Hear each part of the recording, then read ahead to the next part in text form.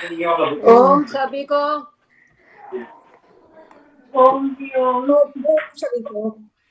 आज मेरा वीडियो नहीं चलेगा, मेरे पास इंटरनेट नहीं है तो। ओके। हरिओम। ओम ओम। ओम।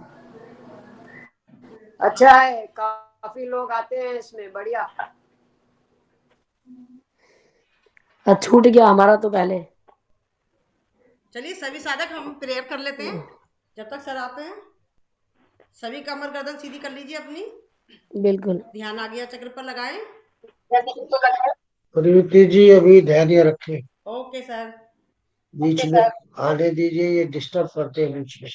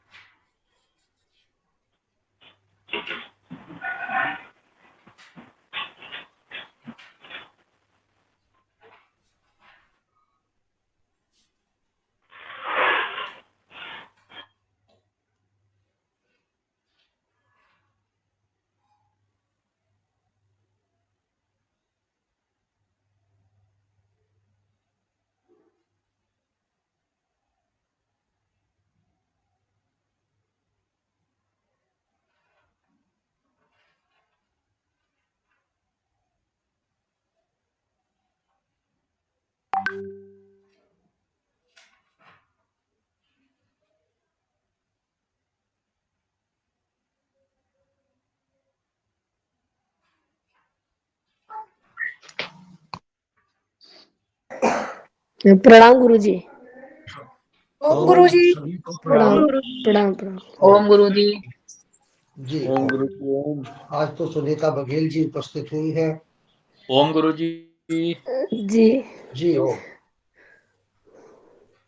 अग्निहोत्री गुरु जी प्रणाम प्रणाम गुरु जी। जी प्रणाम। बहुत सुंदर। अब ये लोग बीच बीच में आते रहेंगे तो डिस्टरबेंस होता है, क्योंकि एडमिट भी मुझे ही करना पड़ रहा है।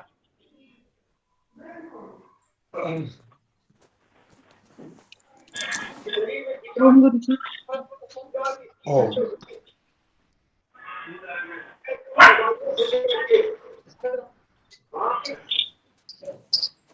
चलिए बैठ जाएंगे एक बार। कमर गर्दन सीधी, आंखें बंद, ध्यान आज्ञा चक्र पर। लंबा गहरा श्वास भरते हुए दीर्घ ओम का उच्चारण।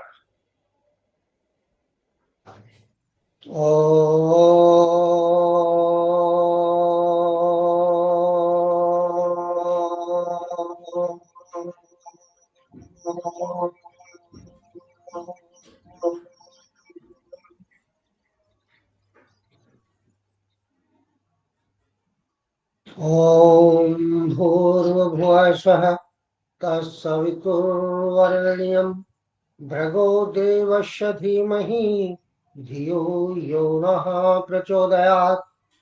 ओम कर्मण्यवाधिकारस्तु मा फलेषु कदाचन मा कर्मफल हेतुर्भुर्मा ते संगोऽस्तु कर्माणि। ओम यदा यदा हि धर्मस्य ग्लानिर्भवति भारत अभ्युत्थानम् अधर्मस्य तदात्मनं सृजाम्यहम्। ओम श्री भगवते वासुदेवाय नमः। श्री कृष्णाय नमः। ओम शांति शांति शांति। ओम।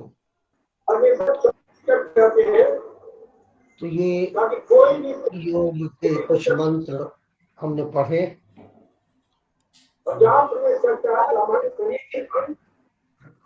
राम भारत जी माइक बंद कर दीजिए कृपया। राम भारत शर्मा जी माइक बंद करेंगे।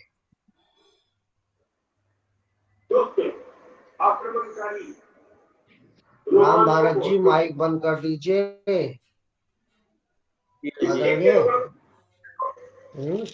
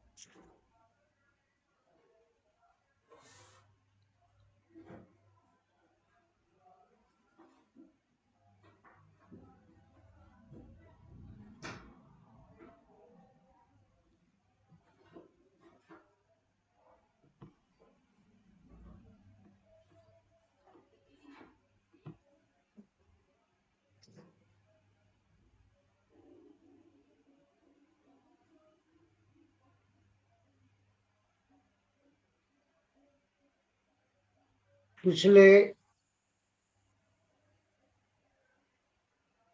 दूसरे अध्याय के अंत में हम पढ़ रहे थे कि जो व्यक्ति या जो पुरुष कामनाओं से, वासनाओं से, या जो भी हमारे ज्ञानेंद्रियों के भोग हैं, इनको त्याग कर ममता रहित, अहंकार रहित, राग द्वेष से ऊपर हुआ वर्तता है, वह शांति को प्राप्त होता है। हे अर्जुन, ऐसे व्यक्ति जो ब्रह्म को प्राप्त हुए पुरुष की स्थिति है, उसको प्राप्त होकर योगी कभी मोहित नहीं होता। अर्थात जो अपनी इंद्रियों को वश में कर लेता है, उसे शांति प्राप्त होती है, और ऐसे व्यक्ति ही ब्रह्म को प्राप्त होते हैं। ऐसे व्यक्तियों की ही आत्मा उस परमात्मा में लीन होती है। मैं लाई थी पसीने पोंछने के लिए। योगी कभी मोहित नहीं होता और अंत काल में भी निष्ठा में स्थित होकर ब्रह्मानंद को प्राप्त होता है। ये कृष्ण ने अर्जुन से कहा था। नहीं समझ नहीं आता। अब अर्जुन प्रश्न कर रहे हैं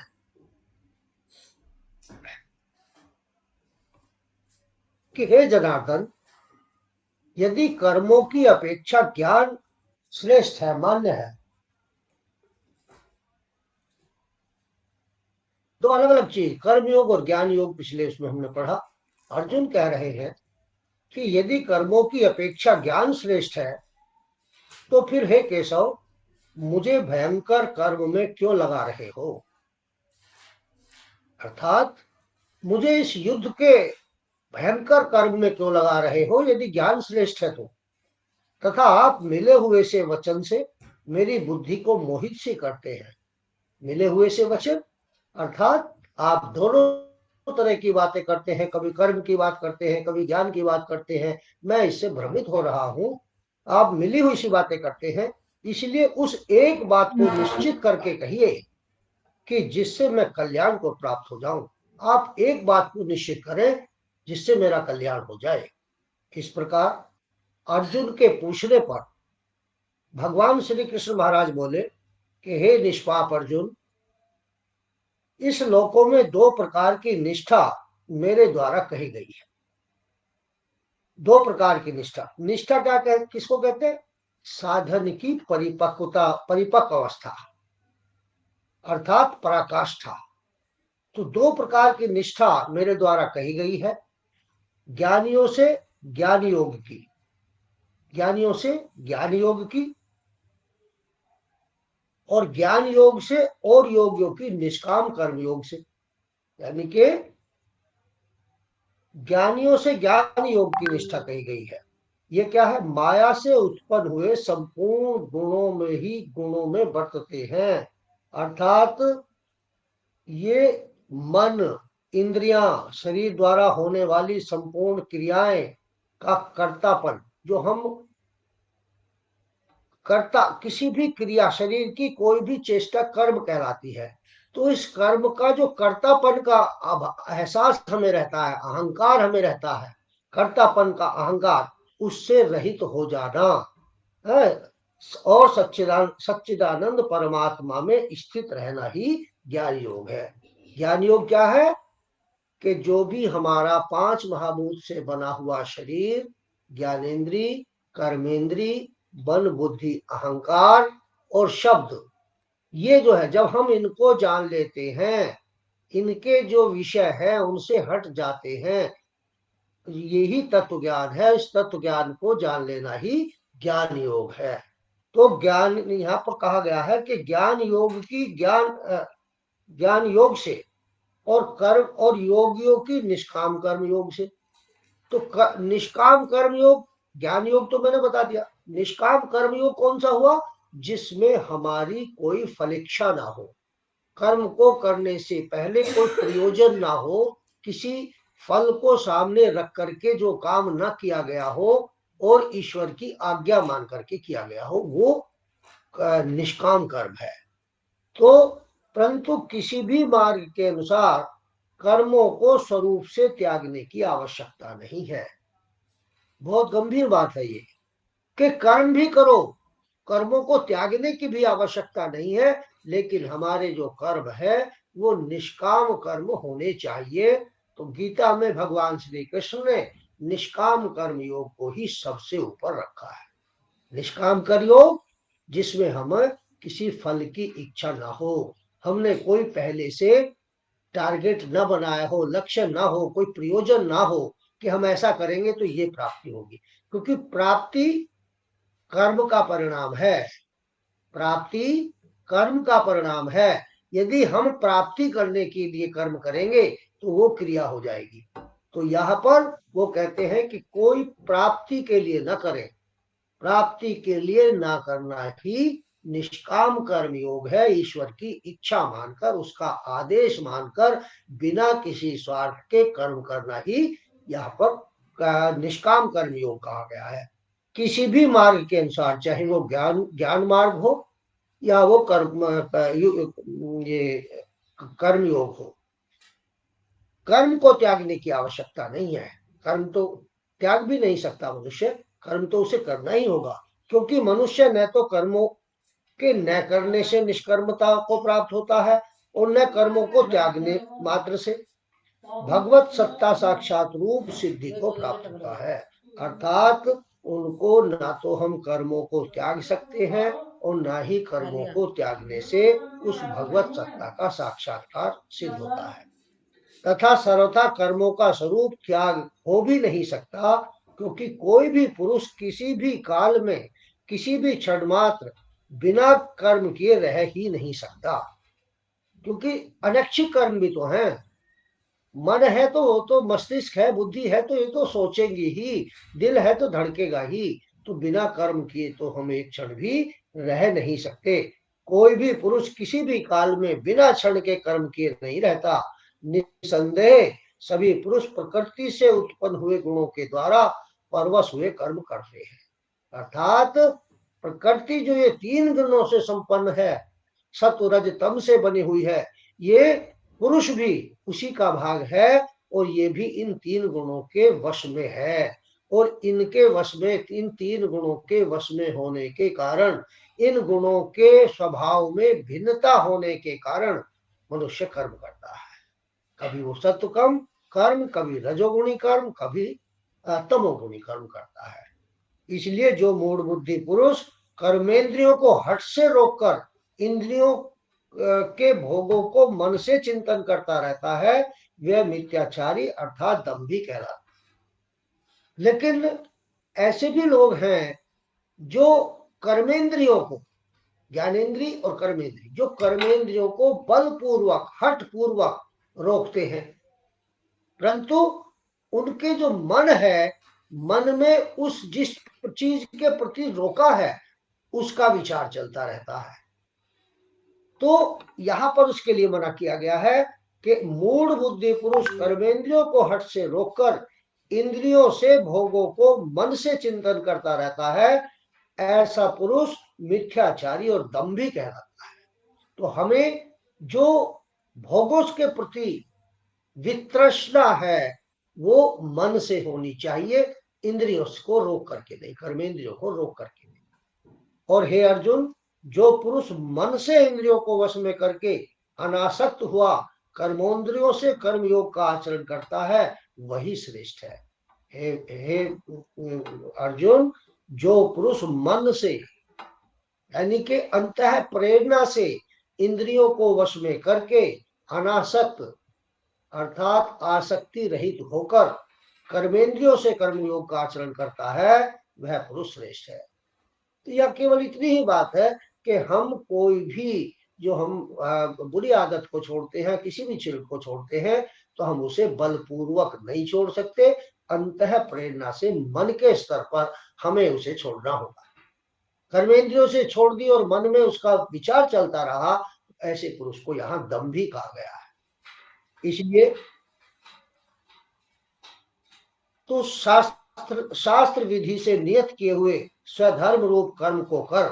शास्त्र जो शास्त्र से बताए हैं, मैं मेरे कहने से तू युद्ध मत कर, अंतःकरण से प्रेरित होकर जो शास्त्र युक्त विधि है उसी से युद्ध कर, क्योंकि कर्म न करने की अपेक्षा कर्म करना श्रेष्ठ है, तथा कर्म न करने से तेरा शरीर निर्वाह भी सिद्ध नहीं होगा, तो कर्म तो तुझे करना ही पड़ेगा।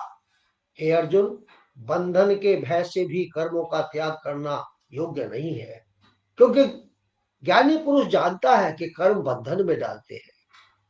तो इस बंधन के भय से भी तो कर्म करना छोड़ दे, ये भी उचित नहीं है, क्योंकि यज्ञ, अब यह यज्ञ की महत्ता बताई गई है, क्योंकि यज्ञ अर्थात विष्णु के निमित्त किए हुए कर्म के सिवा अन्य कर्म में लगा हुआ ही यह मनुष्य कर्मों द्वारा बंधता है। विष्णु के निमित्त किए हुए कर्म अर्थात क्या कर्म है विष्णु के प्रति? यज्ञ। भगवान श्री कृष्ण कौन थे? विष्णु का ही रूप थे। तो विष्णु के प्रति किए हुए कर्म के सिवा अन्य कर्म में लगा हुआ यह मनुष्य कर्मों के बंधन में बंधता है, अर्थात यज्ञ जो है वो निष्काम कर्म है, यहाँ पर उन्होंने ये बताया है। इसके अतिरिक्त जो भी कार्य हम करेंगे उसमें कर्म का बंधन हमें बांधेगा। इसलिए हे अर्जुन, आसक्ति से रहित हुआ उस परमेश्वर निमित्त कर्म का भली प्रकार से आचरण कर, अर्थात यज्ञ की भांति। जैसे यज्ञ दूसरों को लाभ देता है, इसी प्रकार से परमेश्वर के निमित्त यानी कि परमेश्वर के लिए कर्म का भली प्रकार से आचरण कर।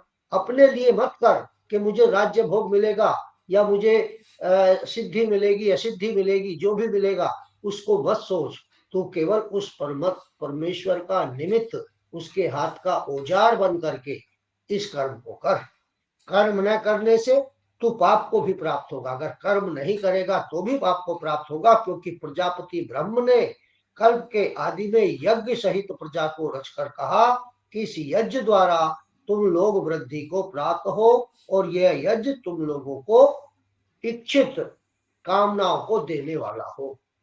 ठीक है, प्रजापति ब्रह्म जो इस सृष्टि का स्वामी है, निराकार है, उस ब्रह्म ने सृष्टि कल्प के आदि में, सृष्टि के आदि में प्रारंभ में यज्ञ सहित प्रजा को, यज्ञ से ही उसने प्रजा को रचा है, प्रजा को बनाया है और कहा कि इस यज्ञ द्वारा ही तुम लोगों की वृद्धि होगी, अर्थात वंश को प्राप्त होगे, भोगों को प्राप्त होगे, और यज्ञ ही तुम लोगों की इच्छित कामनाओं को भी पूर्ण करेगा। तुम लोग यज्ञ द्वारा देवताओं की उन्नति करो और वे देवता लोग तुम लोगों की उन्नति करें। यज्ञ करके उन देवताओं को का जो है आप उन्नति करेंगे, उनके प्रति कर्म करेंगे, तो वे देवता लोग भी तुम्हारी उन्नति करेंगे। इस प्रकार आपस में कर्तव्य समझकर उन्नति करते हुए परम कल्याण को प्राप्त होंगे। यदि हम देवताओं की स्तुति करेंगे, उनको यज्ञ के द्वारा हव्य उपलब्ध कराएंगे, तो वो भी प्रसन्न होकर के हमारी उन्नति करेंगे। आपस में इस प्रकार एक दूसरे का ध्यान हम रखेंगे तो कल्याण होगा। तथा यज्ञ द्वारा बढ़ाए हुए देवता लोग तुम्हारे लिए बिना मांगे ही प्रिय भोगों को देंगे।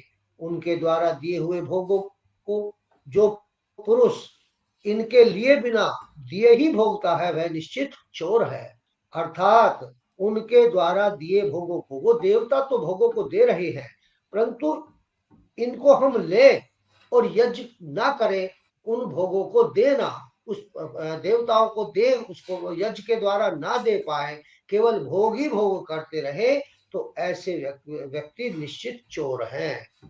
कारण यज्ञ के शेष बचे हुए अन्न को खाने से वाले श्रेष्ठ पुरुष सब पापों से छूट जाते हैं। यज्ञ से बचे हुए जो प्रसाद है उसको खा लेने मात्र से सब पापों से छूट जाते हैं। और जो व्यक्ति यज्ञ नहीं करता, केवल इस प्रसाद को ही ग्रहण करता है, वह चोर है, वह पापी है।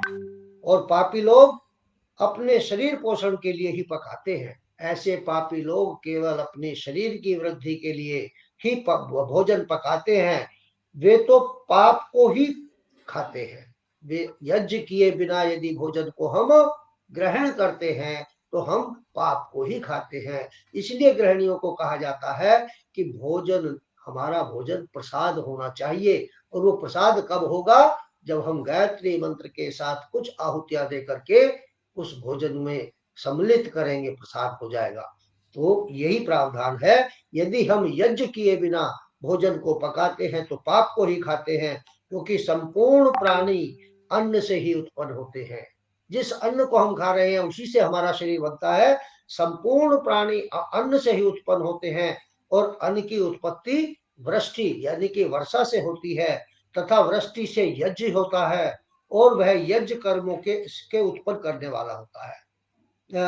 वृष्टि जो है, वर्षा यज्ञ से होती है, और यज्ञ कर्मों से ही उत्पन्न होने वाला है। यज्ञ जो होता है वो कर्मों से उत्पन्न होता है। तीनों चीजें एक दूसरे की है कि अन्न की वृष्टि, अन्न की उत्पत्ति वर्षा से होती है, तथा वर्षा यज्ञ से होता है, और वह यज्ञ कर्मों से उत्पन्न होने वाला है। तथा उस कर्म को तू वेद से उत्पन्न हुआ जान। और वो कर्म कहाँ से उत्पन्न हुआ है? वेद ने जो हमें बताया है कि सत रज तम, इन तीनों की जो मात्रा में भिन्नता होने के कारण, स्वभाव में भिन्नता होने के कारण कर्म उत्पन्न होता है। तो इसे वेद से उत्पन्न हुआ जान। और वेद अविनाशी परमात्मा से उत्पन्न हुआ है। इससे सर्वव्यापी परम अक्षर परमात्मा सदा ही यज्ञ में प्रतिष्ठित रहते हैं। अर्थात यज्ञ में तो परमात्मा की उपस्थिति रहती है, वो प्रतिष्ठित रहते हैं।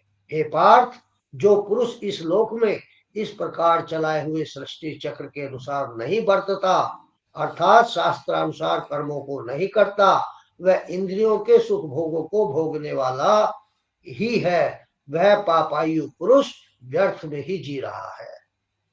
तो जो इस प्रकार से सृष्टि कर्म का, जो सृष्टि का क्रम है कि यज्ञ से वर्षा, वर्षा, ये जो क्रम बताया गया, अगर वो शास्त्र अनुसार इसे नहीं बरतता है तो वह, और इंद्रियों के सुखों को ही भोगता रहता है, वह पापायु व्यर्थ ही जी रहा है। आपको बताया गया था कि यदि हम केवल भोग ही भोग करते रहेंगे तो हम पाप को प्राप्त होंगे, हमारा पुण्याशय चला जाएगा। तो हमें यज्ञ का अर्थ केवल अग्नि में घी डालना ही नहीं है। यज्ञ का अर्थ है त्याग, सेवा, निष्काम सेवा। यदि आप निष्काम सेवा करते हैं, त्याग करते हैं, पूरी सृष्टि को देख लीजिए, मनुष्य को छोड़ करके सब त्याग कर रहे हैं, सब त्याग कर रहे हैं। सूर्य, चंद्रमा, पृथ्वी, सब, वायु, अग्नि, सब के सब त्याग कर रहे हैं। यहाँ तक कि 84 लाख योनियों में मनुष्य को छोड़ करके सभी अपने अपने शास्त्र अनुसार कर्म को, प्रकृति अनुसार नियमित कर्म को कर रहे हैं। परंतु जो मनुष्य आत्मा ही में, ये लोग बहुत डिस्टर्ब कर, ये समय से नहीं आते हो भाई। रेखा त्यागी जी, आप कल भी विलंब से आए थे और आज भी, ये उचित नहीं है, हमें डिस्टर्ब होता है। परंतु जो मनुष्य आत्मा में ही प्रीति वाला और आत्मा में ही तृप्त तथा आत्मा में ही संतुष्ट होवे, उसके लिए कोई कर्तव्य नहीं है। क्या मतलब हुआ? जो मनुष्य आत्मा में ही प्रीति, जिसकी आत्मा में, स्वभाव में जिसकी सेवा हो, प्रेम हो, आत्मा में ही तृप्त यानी कि पूर्ण रूप से तृप्त हो, तृष्णा रहित हो, जिसके भीतर कोई तृष्णा, कामना, आकांक्षाएं, अपेक्षाएं, इच्छाएं उत्पन्न न होती हो, आत्मा में ही संतुष्ट हो, स्वयं में संतुष्ट रहता हो, उसके लिए कोई कर्तव्य शेष नहीं रह जाता। जब हमारे भीतर तृष्णा ही नहीं रही, हम आत्मा में ही संतुष्ट हैं, आत्मा में ही प्रेम हमारे है, तो फिर कोई कर्तव्य हमारे लिए नहीं रह जाता। क्योंकि इस संसार में उस पुरुष का किए जाने का कोई भी प्रयोजन नहीं है, कोई भी कार्य उस पुरुष का कोई प्रयोजन ही नहीं रहता जो सब में संतुष्ट हो चुका है, जो तृष्णा रहित हो चुका है। और न किए जाने से भी कोई प्रयोजन नहीं है, अर्थात इसका संपूर्ण भोगों में कुछ भी स्वार्थ से संबंध नहीं है, क्योंकि फिर उसका भोगों में कोई इच्छा नहीं रह जाती है। वो भोग भोगता हुआ भी वो भोग तो भोगता है, लेकिन अनासक्त भाव से भोगता है। उन भोगों के प्रति उसमें राग और द्वेष नहीं है, तो भी उसके द्वारा लोक हितार्थ कर्म किए जाते हैं। ऐसा व्यक्ति भी जिसे इस संसार से कोई प्रयोजन ही नहीं है, जिसकी आत्मा संतुष्ट है, जिसमें कोई तृष्णा, इच्छा, आकांक्षा, अपेक्षा ही उत्पन्न नहीं होती है, ऐसा व्यक्ति भी लोक हितार्थ कर्म करता ही है, लोक के हित में कार्य करता है।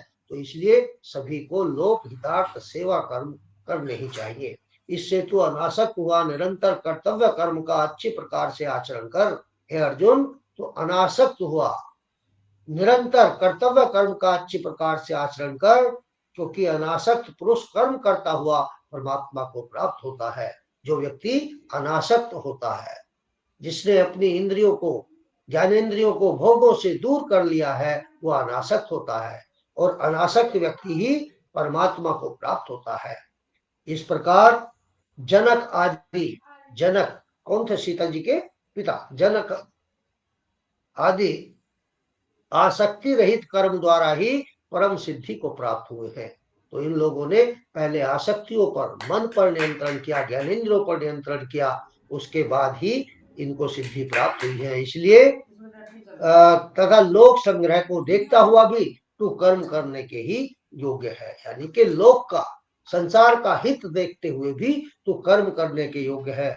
क्योंकि श्रेष्ठ पुरुष जो जो आचरण करता है, श्रेष्ठ पुरुष, महान पुरुष जो हैं, जो जो आचरण करते हैं, अन्य पुरुष भी उसके ही अनुसार बरतते हैं। तो जो दूसरे लोग हैं, जिन्हें ज्ञान योग नहीं आता, वो केवल उसको देख करके ही आचरण किया करते हैं। जो जो आचरण करता है, अन्य पुरुष भी उसके ही अनुसार बरतते हैं। वह पुरुष जो कुछ प्रमाण कर देता है, लोग भी उसी के अनुसार बरतते हैं। तो जो हमारा आदर्श होता है, जो महान पुरुष होते हैं, जो ज्ञानी होते हैं, जो जो वो करते हैं, सामान्य मानवी भी उसी के अनुसार अपने व्यवहार को मिलाता है। इसलिए हे अर्जुन, यदि मुझे तीनों लोकों में भी कर्तव्य नहीं है, अर्थात मैं कृष्ण, मुझे तीनों लोकों से कुछ भी नहीं चाहिए, किंचित भी प्राप्त होने योग्य वस्तु अप्राप्त नहीं है, मुझे सब कुछ तो प्राप्त है, तो भी मैं कर्म करता ही, फिर भी मुझे कर्म करना ही पड़ता है, फिर भी मैं कर्म करता हूँ। क्योंकि यदि मैं सावधान हुआ कदाचित कर्मों को न बरतूं, तो हे अर्जुन, सब प्रकार से मनुष्य मेरे बर्ताव के अनुसार बरतते हैं। यदि मैं ही कर्म करना छोड़ दूंगा, तो ये जो संसार के व्यक्ति हैं, लोग हैं, ये भी अकर्मण्य हो जाएंगे, ये भी कर्म करना छोड़ देंगे। अर्थात यदि मैं कर्म न करूं, तो मेरे अनुसार ही ये लोग बरतने लग जाएंगे, तथा यदि मैं कर्म न करूं, तो ये सब लोग भ्रष्ट हो जाएंगे, कामी हो जाएंगे। कामी अर्थात कामनाओं से भरे हुए भ्रष्ट हो जाएंगे, और मैं वर्ण संकर करने वाला हो जाऊंगा। और जो व्यक्ति कामी होते हैं, कामनाओं वासनाओं से भरे होते हैं, उनकी संतानें वर्ण संकर होती हैं, तथा इस सारी प्रजा का हनन करूंगा। ऐसे संतानों से हनन होता है, अर्थात तो जब इनका हनन होगा, तो उसका कारण मैं बन जाऊंगा, क्योंकि कर्म मैंने नहीं किया था, मेरे करने से मुझे देख करके ही ये प्रेरित हुए हैं, तो उसका कारण मैं बन जाऊंगा, अर्थात मारने वाला बनूं, मैं ही मारने वाला, इनके जो विनाश होगा उसका कारण मैं बन जाऊंगा। इसलिए भी मैं कर्म करता हूं। इसलिए हे भारत, कर्म में आसक्त हुए अज्ञानी जन जैसे कर्म करते हैं, कर्म में आसक्त हुए अज्ञानी जन जैसे कर्म करते हैं, वैसे ही अनासक्त हुआ विद्वान भी लोक शिक्षा को छाता हुआ कर्म करे। अर्थात कर्म में आसक्त हुए, आसक्ति जिनकी कर्मों में रहती है, अज्ञानी जनों में जैसे जैसे कर्म करते हैं वैसे ही अनासक्त हुआ विद्वान, जो विद्वान अनासक्त हो चुका है वो विद्वान भी लोक शिक्षा, संसार के कल्याण के लिए, संसार की शिक्षा के लिए वह कर्म करे। यह आदेश हम भगवान श्री कृष्ण दे रहे हैं। ज्ञानी पुरुष को चाहिए कि कर्मों में आसक्ति वाले अज्ञानियों की बुद्धि में भ्रम अर्थात कर्मों में अश्रद्धा उत्पन्न न करे। ज्ञानी पुरुषों का कार्य नहीं है कि वो भ्रम उत्पन्न करे, अज्ञानियों की बुद्धि में भ्रम उत्पन्न हो और कर्मों के प्रति अश्रद्धा उत्पन्न हो। ऐसा आदर्श महान लोगों को स्थापित नहीं करना चाहिए, किंतु स्वयं परमात्मा के स्वरूप में स्थित हुआ और सब कर्मों को अच्छी प्रकार करता हुआ उनसे भी वैसा ही करवाएं।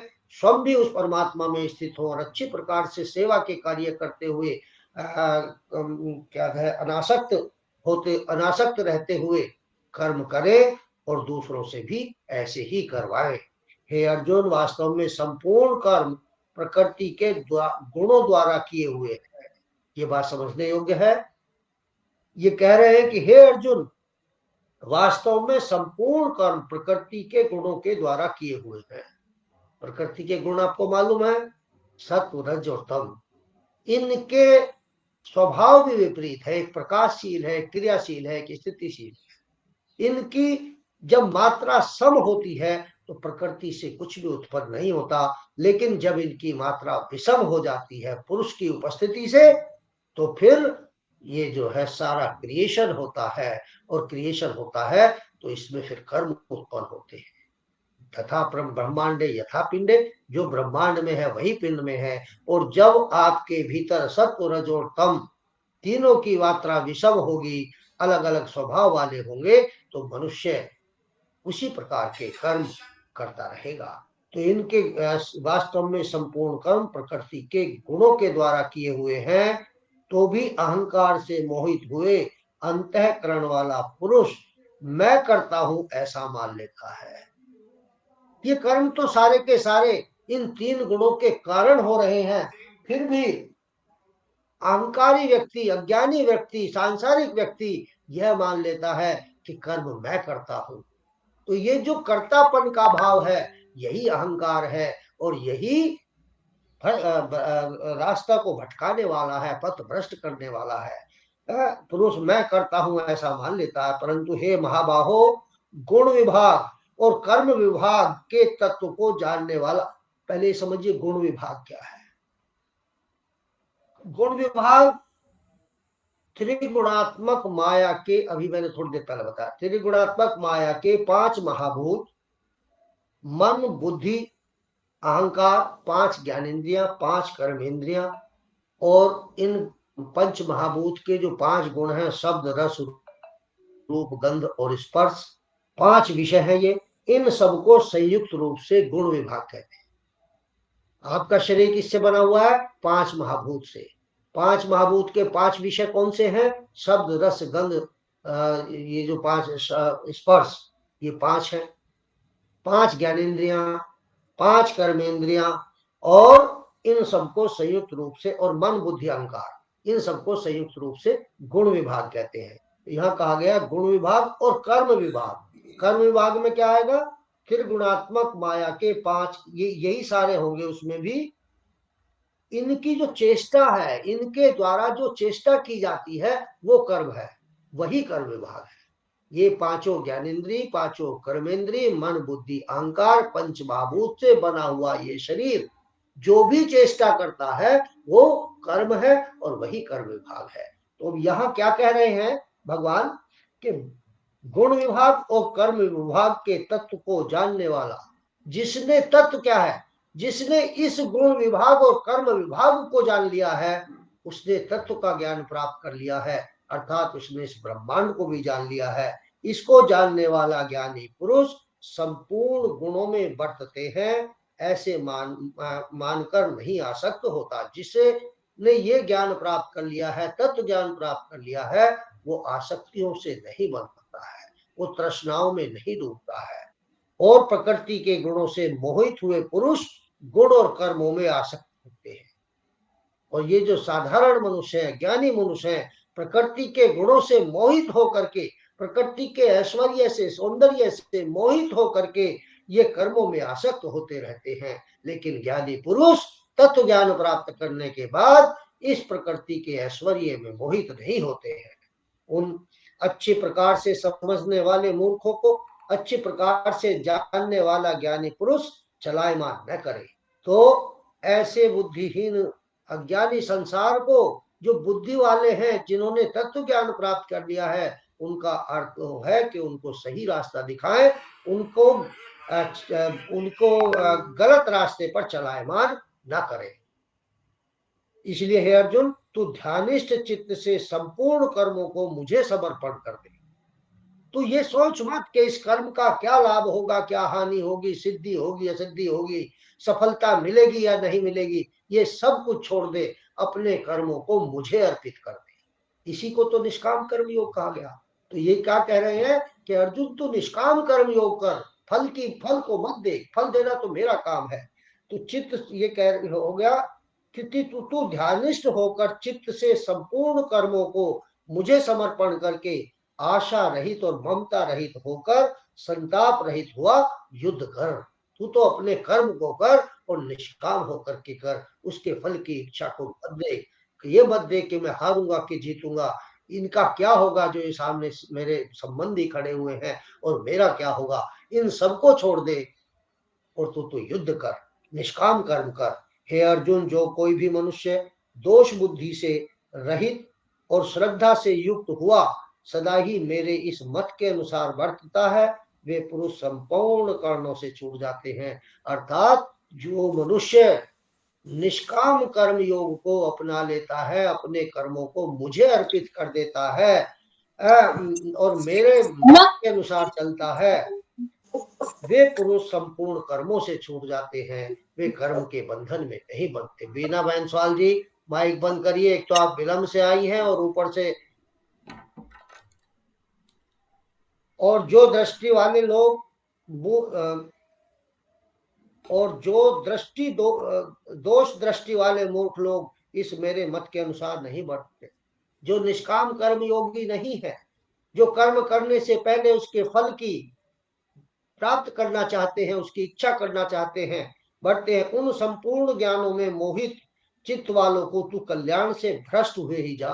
तो वे जो ऐसे लोग हैं उनके चित्त भ्रष्ट हो जाते हैं। इन भ्रष्ट मोहित चित्त वालों को कल्याण से भ्रष्ट हुए जा, ये किसी का कल्याण नहीं कर सकते, ये कल्याण के मार्ग पर नहीं चल सकते, क्योंकि सभी प्राणी प्रकृति से प्राप्त होते हैं, अर्थात अपने स्वभाव से परवश होकर के कर्म करते हैं।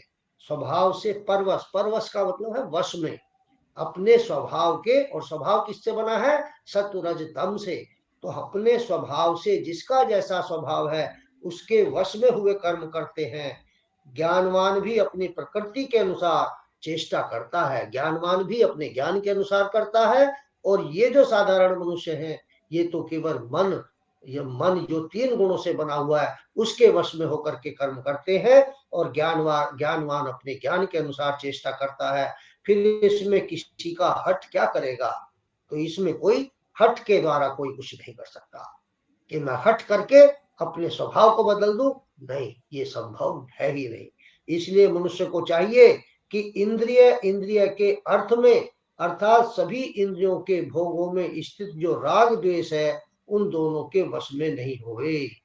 इसलिए मनुष्य को चाहिए कि इंद्रिय के अर्थ में, अर्थात सभी इंद्रियों के जो भोग हैं, आपको बताया था कि हम 5 ज्ञानेंद्रियों से ही भोग को प्राप्त करते हैं। तो इन सभी भोगों में भोग प्राप्त करने के बाद क्या होता है कि एक क्षणिक आनंद की प्राप्ति होती है, और उस आनंद के प्रति हमारा एक राग यानी कि मोह उत्पन्न हो जाता है, एक स्मृति बनी रहती है, और इसी कारण उस भोग को बार बार भोगने की इच्छा उत्पन्न होती है। इसी प्रकार हमें द्वेष समझना चाहिए कि यदि हमारा किसी से द्वेष हो जाए, किसी वस्तु से, किसी विषय से, किसी व्यक्ति से यदि हमें कोई हानि हुई है, तो उस व्यक्ति, वस्तु और विषय से हमें एक द्वेष उत्पन्न हो जाएगा। और जब भी ऐसा कोई कारण बनेगा तो हम उससे दूर भागेंगे। ये द्वेष क्लेश है।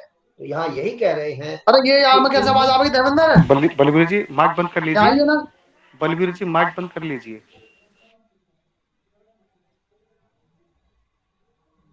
इतने पुराने लोग हैं और ये अनुशासन नहीं जानते क्या?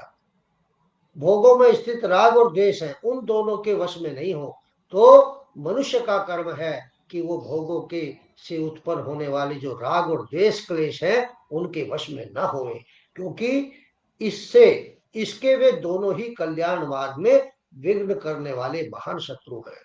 ये जो काम क्रोध लोभ मोह ईर्षा द्वेष भय, ये कल्याण के मार्ग में उत्पन्न खड़े होने वाले बाधक तत्व हैं, विघ्न उत्पन्न करने वाले शत्रु हैं। इसलिए उन दोनों को जीतकर, राग और द्वेष को जीतकर सावधान हुआ स्वधर्म का आचरण करें।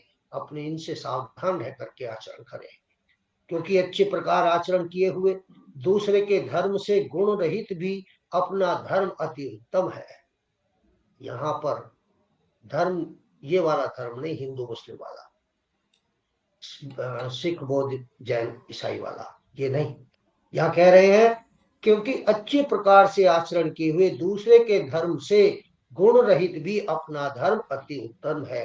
अर्थात मेरा जो स्वभाव है वो दूसरे के स्वभाव से उत्तम है। यदि मैंने अनासक्त रूप धारण किया होता है तो मैं अनासक्त रूप धारण करके, निष्काम कर्म को मैं धारण करके, जो मेरा धर्म है वही सर्वोत्तम धर्म है यह मानकर कल्याण, जो ये कल्याणकारक है, और दूसरे का धर्म भय देने वाला है, अर्थात अज्ञानी पुरुष जो काम क्रोध लोभ मोह के पाश में फंसे हुए हैं, उनका जो स्वभाव बन गया है वो भय देने वाला है, अर्थात हानिकारक है।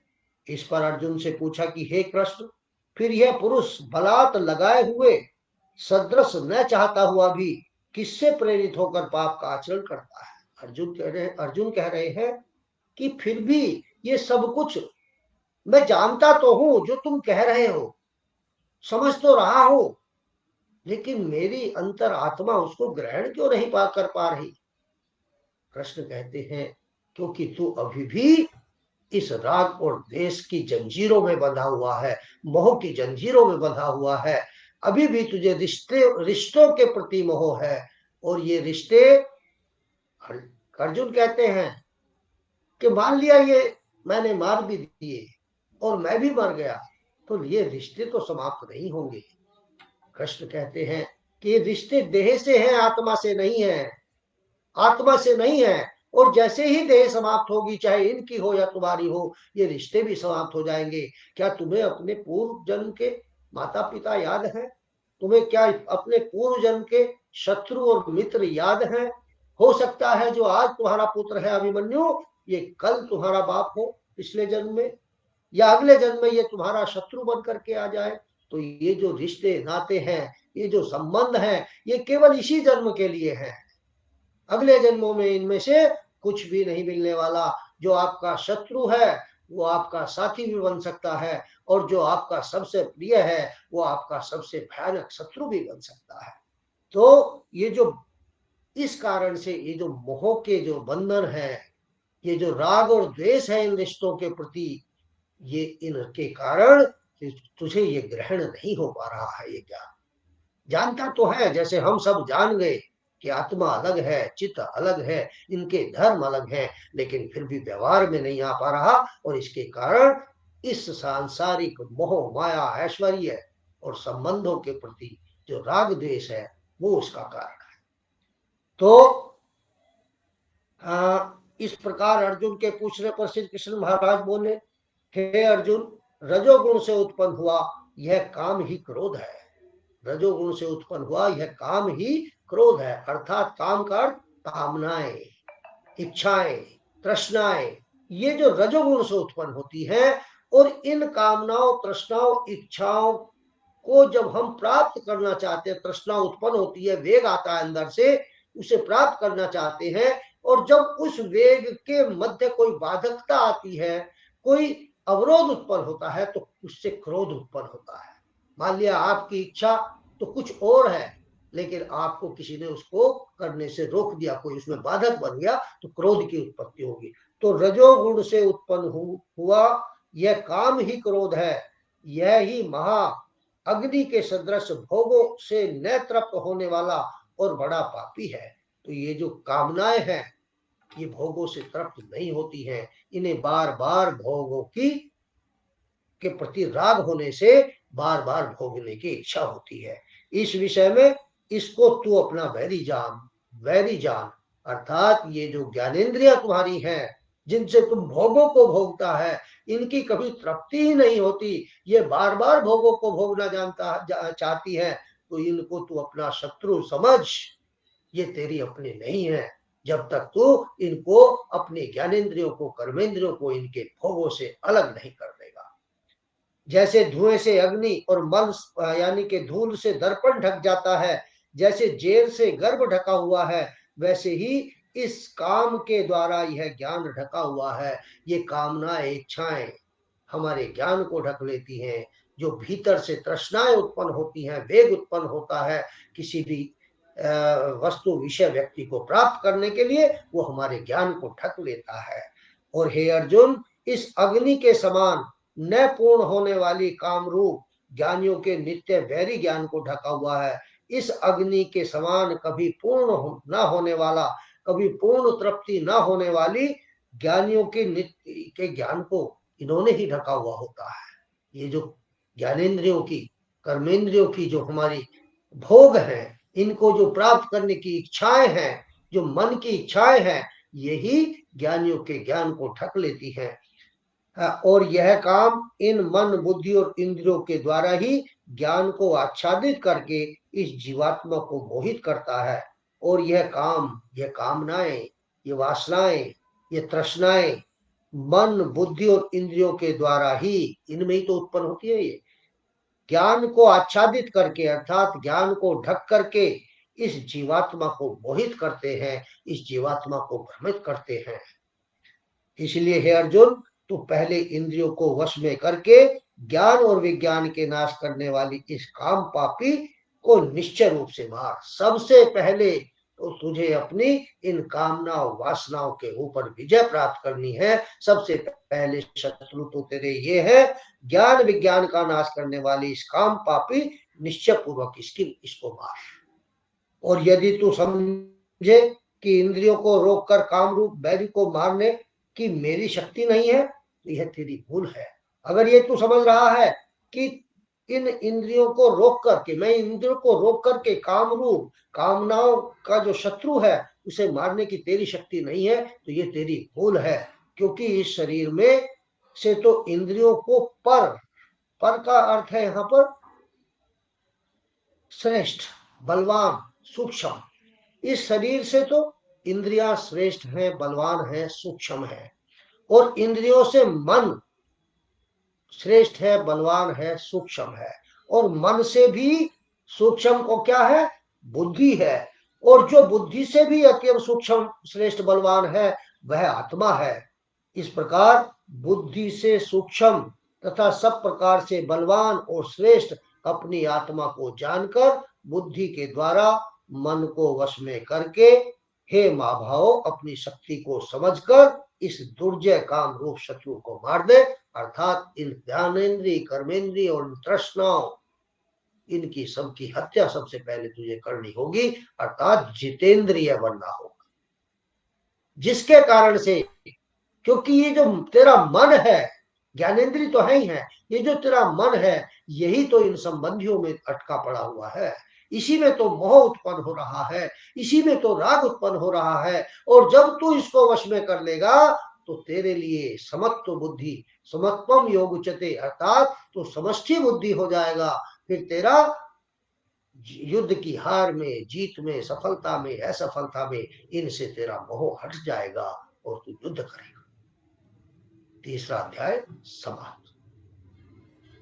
जय श्री कृष्ण भगवान की। कुछ समझ आया? क्यों शारदा जी, बहुत दिन में दिख रही हैं आज? ओ गुरु जी, मैं रोज आती हूँ। प्रणाम गुरु जी। प्रणाम प्रणाम। समय से तो अभी हमारे राम खिलाड़ी जी और कुछ और लोग तो काशगंज में ही अटके पड़े हैं अभी तक। अरे भाई वो एक आयोजन था, हो गया, खत्म हो गया, आगे बढ़ो। गुरुजी एक प्रश्न है। जी जी जी बताइए।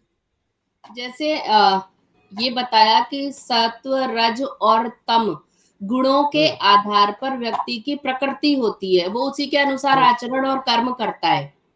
बिल्कुल। मान लो हमारे घर में 2 बच्चे हैं, 4 बच्चे हैं, जो भी है, तो सबकी अलग प्रकृति होती है। कोई अच्छा व्यवहार है, किसी का गलत है, कोई क्रोधी स्वभाव है, कोई ईर्ष्यालु है, तो वो उसकी प्रकृति है। तो उसको क्या बदलना, क्योंकि उसको हम बदलेंगे तो वो उसकी प्रकृति तो नहीं बदलेगी, वो तो हठ धर्मिता हो जाएगी। तो उसके आचरण में, यानी कि जो जैसा है उसके आचरण में परिवर्तन तो हो ही नहीं सकता। देखिए, स्वामी जी ने एक बार कहा था कि किसी के स्वभाव में परिवर्तन करना और नेतृत्व ढूंढना दोनों बहुत ही दुष्कर कार्य है। असंभव तो नहीं है, लेकिन दुष्कर है। परिवेश से भी परिवर्तन आता है, तो उसका परिवेश यदि परिवर्तित कर दिया जाए तो कुछ ना कुछ परिवर्तन आ जाता है, लेकिन मूल रूप से उसका स्वभाव नहीं बदला जा सकता। वो तो ऊपर से तय होकर के आया है, उसके कर्मानुसार जी। स्वभाव को पूर्ण रूप से नहीं बदला जा सकता। हाँ, इतना जरूर है कि एक बच्चे को यदि जंगल में भेड़ियों के बीच के रख दिया जाए तो वो भेड़ियों के जैसा व्यवहार करेगा, उनकी भाषा को भी समझने लगेगा। तो ये परिवेश का अंतर है। तो ये परिवेश से परिवर्तन होता है, लेकिन 100% संभव नहीं है। तो गुरुजी, जैसे कोई चोर है, डाकू है, लुटेरा है, तो वो उसकी प्रकृति है, इसका मतलब उसे हमें एक्सेप्ट कर लेना चाहिए? नहीं नहीं, अंतः प्रेरणा उसमें उत्पन्न करनी है। अंतः प्रेरणा से ही वो परिवर्तन होता है। अभी यही तो बात बताई कि हम बलपूर्वक, हठ पूर्वक, बलात् शब्द इस्तेमाल किया गया कि बलात् कर्मेंद्रियों को हम रोक दें, कोई परिवर्तन नहीं होगा, यह अज्ञान होगा। हमें अपनी मन के स्तर पर परिवर्तन वाल्मीकि, ऋषि वाल्मीकि क्या थे? डाकू थे। उदाहरण में क्या हुए? अंतःकरण से परिवर्तन होता है। और ये जो परिवर्तन होता है ये ऐसे नहीं होता है, नहीं होता। ये जो हमारे हजारों जन्म हुए हैं उसमें जो हमने कर्म किए हैं, उनसे जो संस्कार बने हैं, उन संस्कारों के आधार पर हमारा स्वभाव निश्चित होता है। वहां से हम इच्छाएं उत्पन्न होती हैं, उन्हीं कर्मों के अनुसार, संस्कारों के अनुसार हमारे भीतर इच्छाएं उत्पन्न होती हैं और इच्छाओं से ही कर्म होते हैं। तो अंतःकरण बदलना होगा, परिवेश से कुछ बदल सकता है, सब कुछ नहीं। धन्यवाद जी। और किसी का कोई प्रश्न? आज लोग कम आए हैं, गुरुजी हम तो आज कल की अपेक्षा चले भी गए। हाँ जी, राम खिलाड़ी जी, कैसा रहा आपका आयोजन? बहुत अच्छा रहा गुरुजी। 15 दिन तक तो मेहनत करनी पड़ी। अब देखो, हमें उससे दूर रखा गया कि जाओ तुम बच्चों को पढ़ाओ। बताइए, आपकी याद सबको यहाँ बहुत आ रही थी, काफी आए सभी हमारे साथ के, आपकी याद सबने की। सेटिंग कर दी सारा। याद तो की, लेकिन कोई कर्म फल ऐसा रहा होगा जिसके कारण हमको आशीर्वाद नहीं मिल पाया। और स्वामी जी का सानिध्य और आशीर्वाद गुरुजी खूब अच्छी तरह से मिला, खूब पास रहे उनके, खूब आशीर्वाद मिला। आदरणीय सिक्का जी के द्वारा मिलवाया गया उनसे। स्वामी जी, हम यहाँ से आप लोगों की बहुत सिफारिशें कर रहे थे। मैंने कहा भाई हमारा कोई छात्र रहना नहीं चाहिए जिसे स्वामी जी का आशीर्वाद न मिले।